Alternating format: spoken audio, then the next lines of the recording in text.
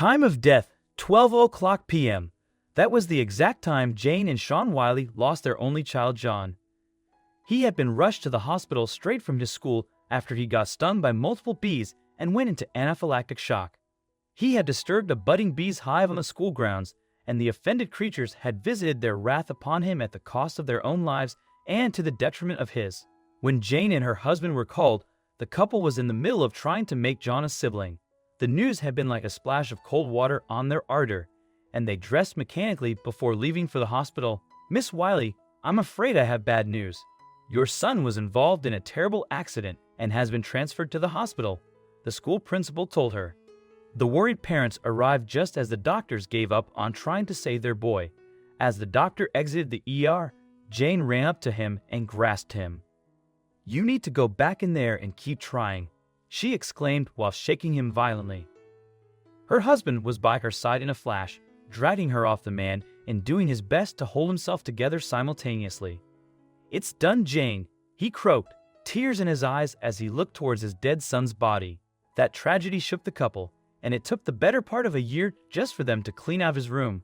Even then, Jane would tear up each time the topic came up. Her husband fared better, but he also lost a part of himself due to grief. 2 years after the ghastly incident, Jane heard someone knock on the door, and when she asked who it was, she heard a child's voice say, "Mom, it is me." Jane knew it could not be her child, but she rushed to open the front door anyway. Nobody was there, but she noticed a small envelope addressed to her and her husband when she looked down. "Did I imagine that?" she wondered. "No, someone must have been here, because this letter didn't drop from heaven." She looked around once more for anything out of the ordinary, but when nothing else turned up, she picked up the envelope and returned inside. Inside the envelope was a note with the name of a street, 813 Atwood Avenue. "What is that?" her husband asked, and suddenly Jane opened her eyes. It had been a dream, a vivid one Jane knew had to mean something. As soon as her eyes flew open, she scrambled for a pen and paper to write down the address before she forgot. The following day, Jane went to the grocery store. The activity used to be something she and her late son would do together. It was quite enjoyable for her then. Now it was just a chore she wanted to get through quickly. As she browsed the aisles briskly with her shopping cart, Jane caught sight of something peculiar.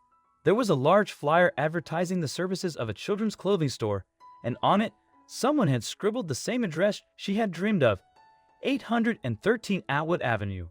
It struck her as odd that she would come across the address just after having a dream about it, so she returned home to confide in her husband. "I had a dream last night," she told him when they sat down for dinner. "What was it about?" he asked. She told him about the knock she heard and the childish voice, then about the address and how she came upon it again in the grocery store. "That's certainly something, but I don't think it's cause for concern, do you?" "Absolutely not. I just think I'll feel better when I know more about that address because to me, that dream felt like a premonition," Jane confessed. Her husband was skeptical, but he supported her. "All right, sweetheart, we can do some research after dinner," he told her. When the dishes were cleared and cleaned, the couple sat behind their desktop for some investigative work. They searched for the address on the internet and found that it was linked to foster care. More research revealed the kids the orphanage had in its care at the time. Among them, one stood out to Jane, so she and her husband drove there to meet him the following morning. "His name is Simon," the founder told them. "He lost his parents in a car crash and has autism, which makes him very difficult to be with. In fact, he barely speaks to anyone but his imaginary friend, and he is hell-bent on picking his adoptive family himself." "What does that mean?" Jane asked, curious. "It means Simon is the one doing the adopting here, not you two." "Oh, we are not here to," Sean had started saying, but a quick jab from his wife silenced him. "We would like to meet this boy," Jane said. As soon as they entered the room and Jane set eyes on Simon, she understood why she had the dream. The boy needed a home.